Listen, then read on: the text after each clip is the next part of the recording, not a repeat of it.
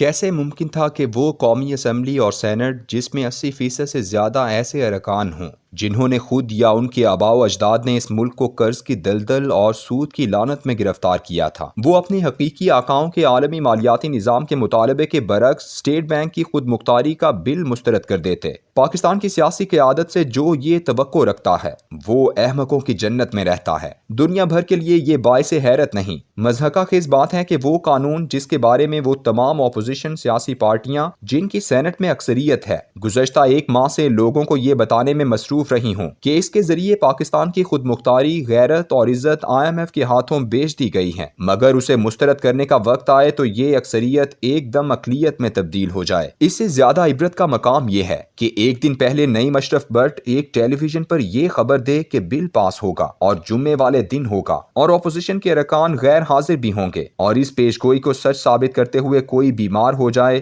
تو کسی کو فاتحہ خوانی یاد آ جائے، کوئی ملک سے باہر ہو اور واپسی کا ٹکٹ خریدنے کی استطاعت نہ رکھتا ہو، اور کوئی ایوان میں آئے بل پیش کرنے سے پہلے والی رائے شماری میں شریک ہو اور جب بل کو مسترد کرنے کا وقت آئے تو آرام سے کھسک جائے۔ یہ منظرنامہ بھی ہماری سیاسی تاریخ کے بڑے المیوں میں لکھا جائے گا۔ پاکستانی پارلیمنٹ وہ سیاسی بازار ہے جس کی گرمی اور چکا چوند کسی خریدار اور صاحب طاقت کے اشارے پر زندہ ہوتی ہے۔ یہ کسی نظام، آئین اور قانون کی محتاج نہیں ہے۔ جس صدارتی نظام کے خلاف آج پوری اپوزیشن خم ٹھونکے میدان میں کھڑی ہے اور کہتی ہے کہ اگر یہ نافذ ہو گیا تو ملک کی سالمیت خطرے میں پڑ جائے گی، اسی صدارتی نظام کے نفاذ کا عالم یہ ہے کہ اگر پارٹی کا سربراہ آصف زرداری پارلیمانی نظام کا بے بس صدر ہی کیوں نہ ہو، وہ منتخب وزیر اعظم کی حیثیت دروازے کے دربان کے برابر کر دیتا ہے۔ اس کے دور میں فائلیں ایوان صدر جاتی تھیں، ان پر کچی پینسل سے احکامات درج ہوتے تھے اور وزیر اعظم پرائمری کے کسی طالب علم کی طرح انہیں ربڑ سے مٹا کر قلم سے وہی عبارت دوبارہ تحریر کرتا تھا۔ اس عظیم اور سپریم پارلیمنٹ کے اراکین جن کی زبانیں اداروں کے کردار پر گفتگو کرتے ہوئے تھکتی نہیں،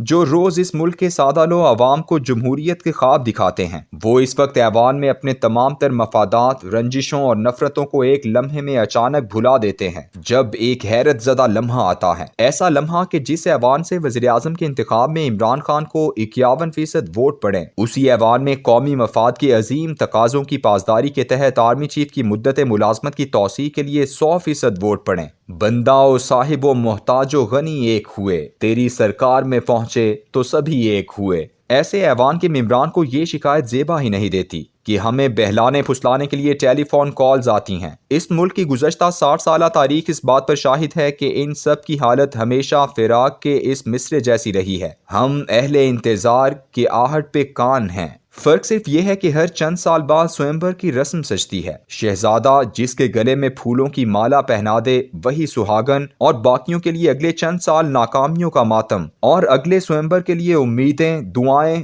منتیں، چڑھاوے اور فون کالز پر دیے گئے احکامات کی برو چشم تعمیل۔ یہ ہے اس ملک کے جمہوری نظام کی تاریخ۔ ایوب خان مارشل لاء لگا کر سیاسی پارٹی بنائے تو قائد عوام ذوالفقار علی بھٹو اس کنونشن مسلم لیگ کا سیکرٹری جنرل، یحییٰ خان مشرقی پاکستان کے الیکشن کالعدم قرار دے کر جیتی ہوئی عوامی لیگ کو کالعدم قرار دے کر نام نہاد ضمنی الیکشن کرے، تو وہی عظیم جمہوری قائد ذوالفقار علی بھٹو اس ملک کا نائب وزیر اعظم اور وزیر خارجہ۔ ضیاء الحق مارشل لاء لگائے تو خان عبدالولی خان سے لے کر نواز شریف تک سب اسی دروازے کے دربان۔ پرویز مشرف کا آمرانہ دور آئے تو نہ صرف یہ کہ چودھری پرویز الہی اسے 10 دفعہ وردی میں منتخب کرنے کا اعلان کرے، بلکہ پیپلز پارٹی اس کے وزیر اعظم کے لیے اپنے درجن بھر جیالے پیٹریاٹ بنا کر اس کے حوالے کرتے، اور وردی میں اسے صدر منتخب کرنے کے لیے مولانا فضل الرحمان صوبہ سرحد کی اسمبلی نہ توڑیں۔ غضب کا عالم یہ ہے کہ آج کی منتخب اسمبلیوں میں بیٹھے ہوئے اراکین کی کثیر تعداد پرویز مشرف کے ہم رکاب ہی نہیں بلکہ ہم نوالا اور ہم پیالہ بھی تھی۔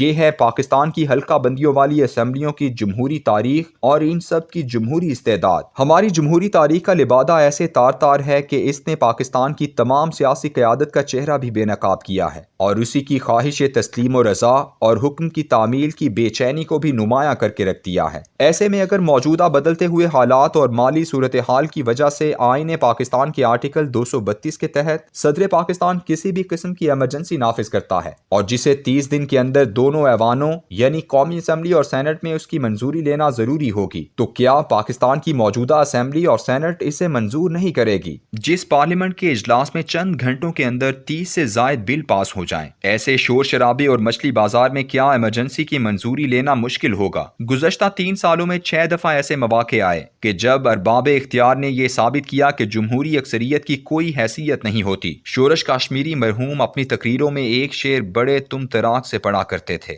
جانے تعداد کی کثرت کو تو کیا سمجھا ہے، شیر جنگل میں اکیلا ہی بہت ہوتا ہے۔ متوقع ایمرجنسی کی آمد سے قبل پاکستان نے اپنی تاریخ کی پہلی نیشنل سیکیورٹی پالیسی مرتب کی ہے، جس کے تحت اس ملک کے دفاع کو براہ راست معاشی صورتحال سے منسلک کر دیا گیا ہے۔ یعنی ہماری آزادی، خود مختاری اور دفاع اس وقت تک ممکن نہیں جب تک ہم معاشی قیود سے آزاد نہیں ہو پاتے۔ اب ایک لمحے کے لیے پاکستان کی معاشی صورتحال کی ابتری پر غور کریں۔ اس ملک پر بیرونی قرضہ تقریباً 121 ارب ڈالر اور اندرونی قرضہ 204 ارب ڈالر ہے۔ یہ تمام قرضہ ہماری سالانہ جی ڈی پی کا 88% ہے۔ معاشی ماہرین کے مطابق اگر کسی ملک کا قرضہ اس کی جی ڈی پی سے 50% سے زیادہ ہو جائے تو وہ ملک معاشی ایمرجنسی کا شکار ہو جاتا ہے۔ اگر اس زوال کو نہ روکا جائے تو وہ ایسے گڑھے میں جا گرتا ہے جہاں قرض خواہ گدھیں اس کا گوشت نوچنے کو تیار بیٹھی ہوتی ہیں۔ یہ صورتحال اس ملک کی ہے جس کی سرحدیں پرامن ہوں، لیکن پاکستان جیسا ملک جو صرف سیاچن پر سالانہ 2190 کروڑ روپے خرچ کرتا ہو اور قرض کی قسط کی ادائیگی کے بعد اس کے پاس صرف 754 ارب روپے بچیں اور ان روپوں سے 22 کروڑ عوام کا یہ ملک چلانا پڑے،